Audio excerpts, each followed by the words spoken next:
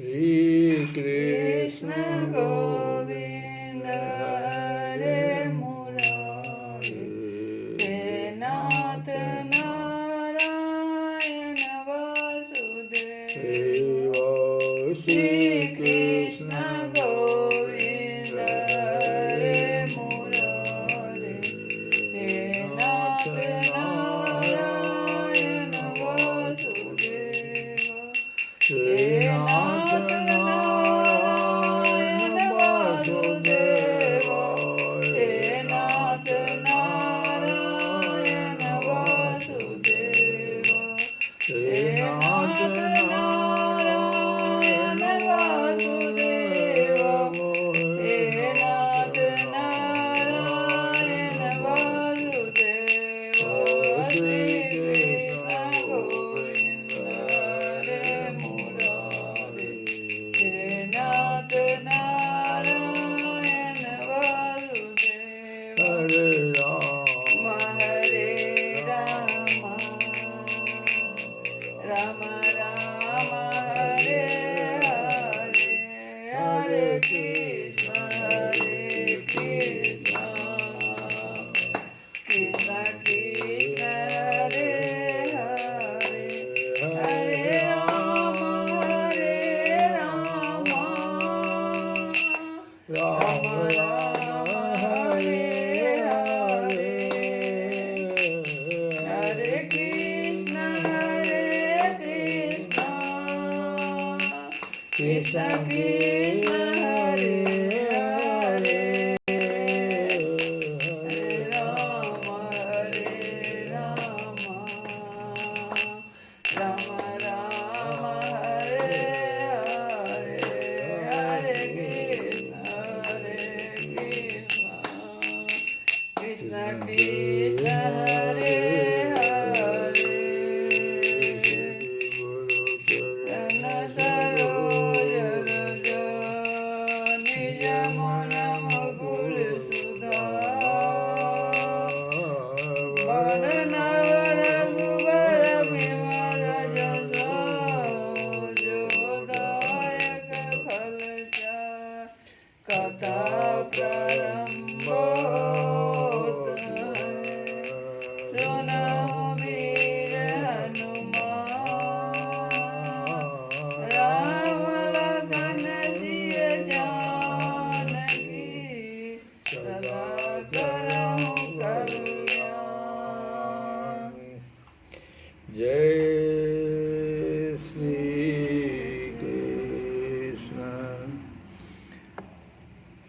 कथा जो हम लोग सुन रहे हैं, अर्जुन बार बार संशय व्यक्त कर रहा है और भगवान जो अर्जुन का यह प्रश्न है कि स्वधर्म परधर्म, कर्तव्य अकर्तव्य, इसके अलावे न चाहते हुए भी पाप कर्म में कौन लगा रहा है। कई प्रश्नों को अर्जुन उठा दिया है। हम लोग एक एक करके समझेंगे। अभी राग द्वेष भगवान बता रहे हैं कि सबसे बड़ा जो दुश्मन है वह राग द्वेष, जिसकी चर्चा हम लोग 2 दिन से कर रहे थे। अब साधक जन्म और कर्म के अनुसार, अब ये जन्म और कर्म क्या हुआ? साधक अपने को किसी वर्ण और आश्रम का मानता है। कोई भी साधक है तो किसी न किसी वर्ण में है, वो ब्राह्मण वर्ण हो, क्षत्रिय वर्ण हो, किसी वर्ण में तो जरूर होगा ही। इसके अलावे कोई आश्रम में होगा। 4 आश्रम है, ब्रह्मचर्य आश्रम, इसके बाद वानप्रस्थ आता है, गृहस्थाश्रम है और संन्यास आश्रम है। तो कोई न कोई आश्रम में वो होगा ही। जैसे एक विद्यार्थी है, वो किसी वर्ण में जन्म लिया है, लेकिन अभी उसका आश्रम ब्रह्मचर्य आश्रम कहलाएगा। तो साधक जो हुआ, साधक मतलब जो साधना कर रहा है, साधना क्या कर रहा है कि भाई हमसे कोई गलती ना हो जाए। भगवान जो बता रहे हैं कि राग द्वेष से बचना चाहिए, इसी प्रकार से स्वधर्म और परधर्म के बारे में भी भगवान कह रहे हैं कि स्वधर्म में मरना अच्छा है, वो धर्म है, लेकिन दूसरा परधर्म को अपनाना ये पाप है। तो साधक अपने को किसी वर्ण और आश्रम का मानता है, तो उस वर्ण और आश्रम का धर्म उसके लिए स्वधर्म है। निष्काम भाव से दूसरे के हित के लिए कर्म करना। मान लो वर्ण और आश्रम भी न जानता हो, तो इस सूत्र को पकड़े कि निष्काम भाव से दूसरे के हित के लिए कर्म करना, ये स्वधर्म हो गया। कर्म योग भी कहलाता है, ये स्वधर्म भी है। और स्वधर्म को ही गीता में सहज कर्म भी कहते हैं, स्वकर्म भी कहीं कहीं कहे हैं, और स्वभावज कर्म भी कहा गया है इसको। कर्तव्य के विरुद्ध कर्म करना ही अकर्तव्य है, और कर्तव्य का पालन न करना भी अकर्तव्य है।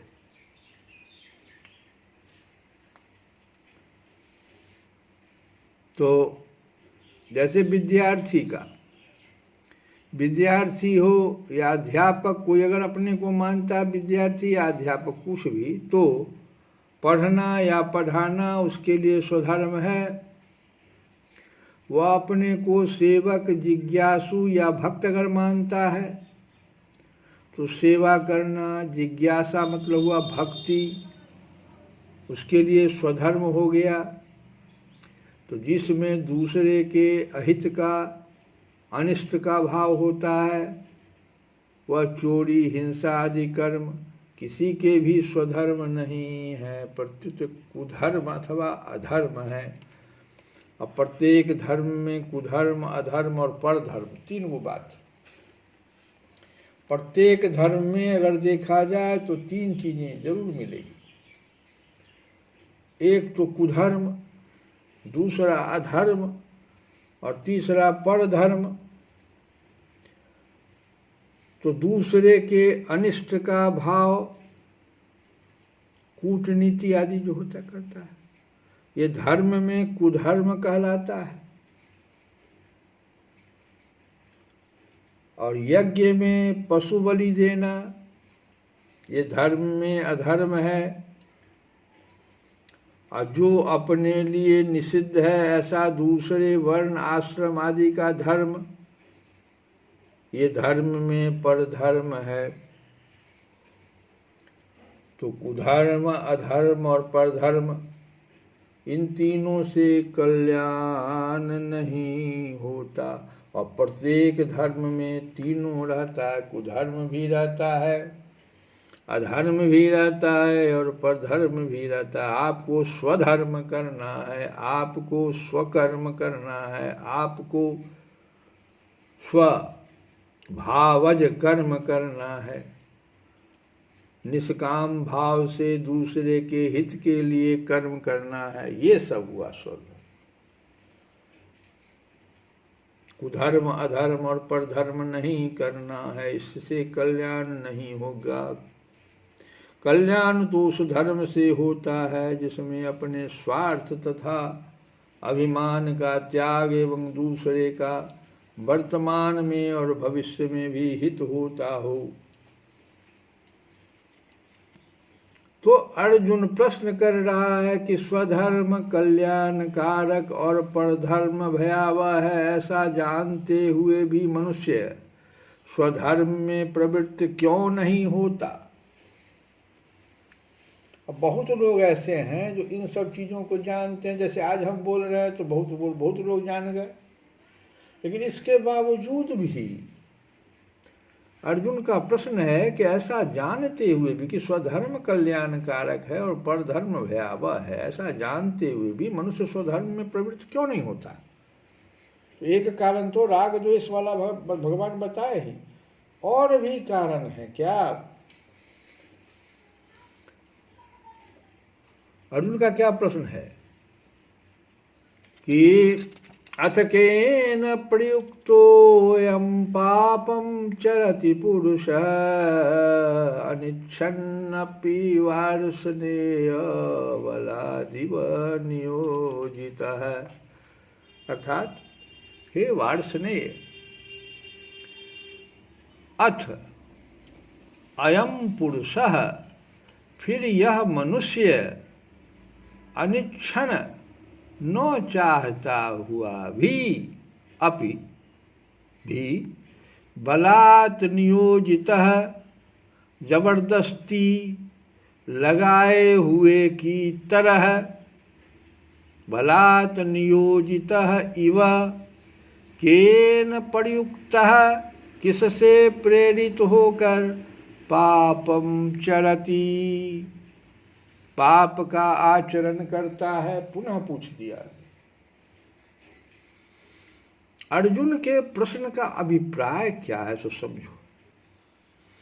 अर्जुन बार बार अश्रद्धा, असूया, अनसूया नहीं असूया, अश्रद्धा, असूया, दुष्ट चित्तता, मूढ़ता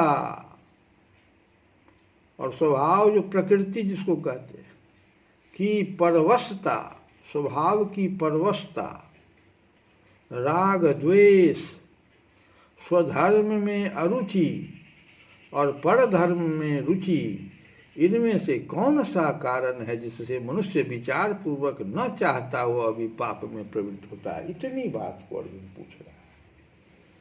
बार बार भगवान प्रश्न का उत्तर दे रहे हैं, लेकिन वह प्रश्न करता ही जा रहा है।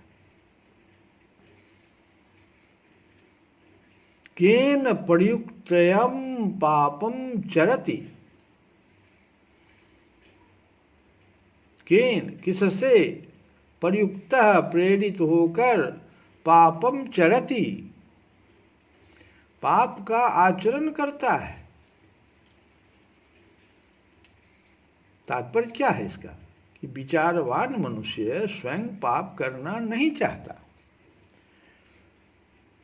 कोई दूसरा ही उसे जबरदस्ती पाप में प्रवृत्त करा देता है। वह दूसरा कौन है, यह अर्जुन का प्रश्न है। भगवान ने अभी अभी राग द्वेष की चर्चा की है, जो काम और क्रोध के ही सूक्ष्म रूप हैं। राग द्वेष है क्या, काम और क्रोध के सूक्ष्म रूप हैं। और भगवान कहें कि साधक के महान शत्रु हैं राग और द्वेष, अर्थात ये दोनों पाप के कारण हैं। परंतु वह बात सामान्य रीति से कहने के कारण अर्जुन उसे पकड़ नहीं सका। अब पुनः अर्जुन इस बात को पुनः प्रश्न कर दिया, फिर वही प्रश्न कर दिया। अतः वह प्रश्न करता है कि मनुष्य विचार पूर्वक पाप करना न चाहता हुआ भी किससे प्रेरित होकर पाप का आचरण करता है। पापों में प्रवृत्ति का मूल कारण है काम, अर्थात सांसारिक सुख भोग और संग्रह की कामना। परंतु इस कारण की ओर दृष्टि न रहने से मनुष्य को यह पता नहीं चलता कि पाप कराने वाला कौन है। वह यह समझता है कि मैं तो पाप को जानता हुआ उससे निवृत्त होना चाहता हूं, पर मेरे को कोई बलपूर्वक पाप में प्रवृत्त करता है, जैसे दुर्योधन कह रहा है। दुर्योधन क्या कहता है कहता है कि जानामि धर्म न च मे प्रवृत्ति जानाभ्य धर्मम न च मे निवृत्ति। मैं धर्म को जानता हूँ पर उसमें मेरी प्रवृत्ति नहीं होती है, और अधर्म को भी जानता हूँ पर उससे मेरी निवृत्ति नहीं होती है। जानामि धर्मं न च मे प्रवृत्ति जानाम्य धर्मं न च मे निवृत्ति। केनापि देवेन हृदि स्थितेन यथा नियुक्तोऽस्मि तथा करोमि। मेरे हृदय में स्थित कोई देव है, केनापि देवेन हृदय स्थितेन, मेरे हृदय में कोई ऐसा देव बैठा, कोई देव बैठा हुआ है जो मेरे से जैसा करवाता है वैसा ही मैं करता हूँ। दुर्योधन द्वारा कहा गया यह देव है वास्तव में कौन? तो यही तो काम है। काम को वह देव मान लिया है। भोग और संसार की इच्छा जिससे मनुष्य विचार पूर्वक जानता हुआ भी धर्म का पालन और अधर्म का त्याग नहीं कर पाता। हम लोग इस कथा को कल फिर बढ़ाएंगे। बहुत सुंदर कथा का प्रसंग चल रहा है। अभी एक भजन हम लोग जो गा रहे थे उसी को फिर दोहराते हैं कि भरी उनकी आँखों में कितनी है करुणा, भरी उनकी आँखों में है कितनी करुणा,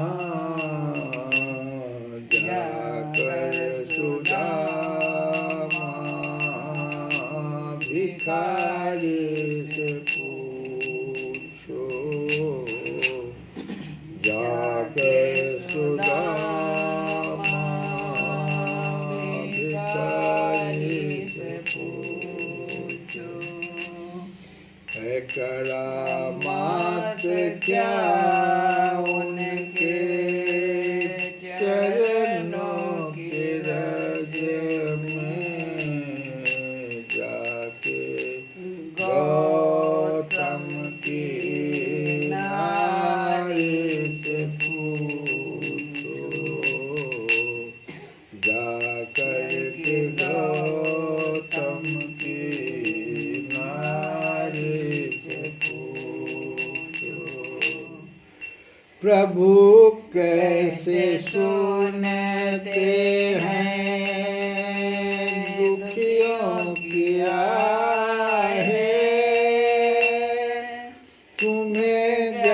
हो राजा बलि की कहानी,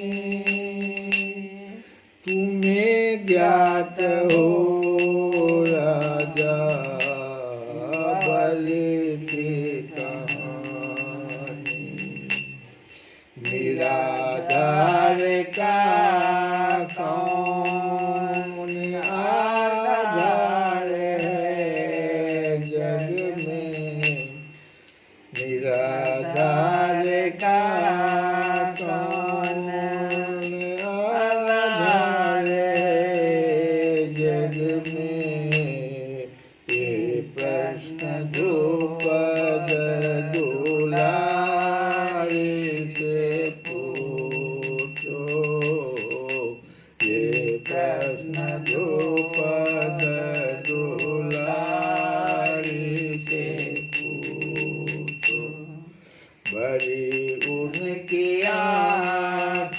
में है कितनी करुणा